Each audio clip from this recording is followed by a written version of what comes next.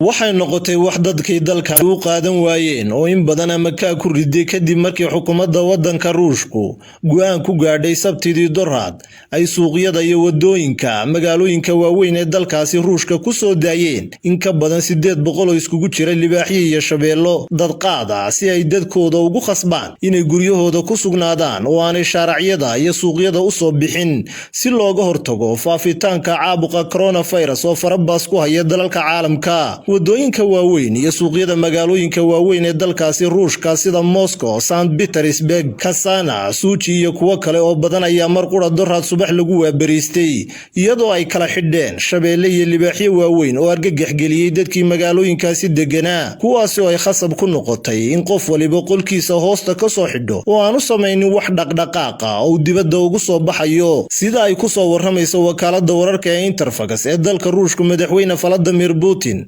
ayaa la xaqiijiyay inuu isagu bixiyay amarka magaalooyinka waaweyn ee dalkaasi loogu sii dhexdeynayo libaaxyada iyo shabeellada kuwaasi oo dad qaada qaarkoodna uba muuqdaan kuwa gaajaysan oo haddii ay dadka helaan daqiiqad ku kala goosanaya. arrintaasi ayaa ugu dambeyn keentay in habeen hore ilaa shalay cidi dibadda u soo bixin iyadoo kaliya telefishinada laga daawanayay libaaxyada iyo shabeellada gaaf wareegaya wadooyinka iyo meelihii saxmadda ahaan jiray oo imika noqday kuwa haawanaya oo aanay laba qof dhex maray. madaxweynaha waddanka Ruushka Vladimir Putin oo qoraal kooban shacabka dalkiisa kula wadaagay barta uu ku leeyahay Twitter-ka waxa uu yidhi waxaan jeclaysanay inaanu libaaxyo iyo shabeello ku soo deyno magaalooyinka si ay dadku guryahooda ugu nagaadaan. waxaan awoodnay inaanu dadka amar ku soo rogno oo aanu u sheegno inay guryahooda ku sugnaadaan oo aanay u soo bixin si looga hortago loona xakameeyo cudurka halista ee coronavirus, balse waxaanu go'aansanay inaanu libaaxyada iyo shabeellada meel walba ku soo deyno si looga baqdo oo aanay cidina iskugu iman dibadda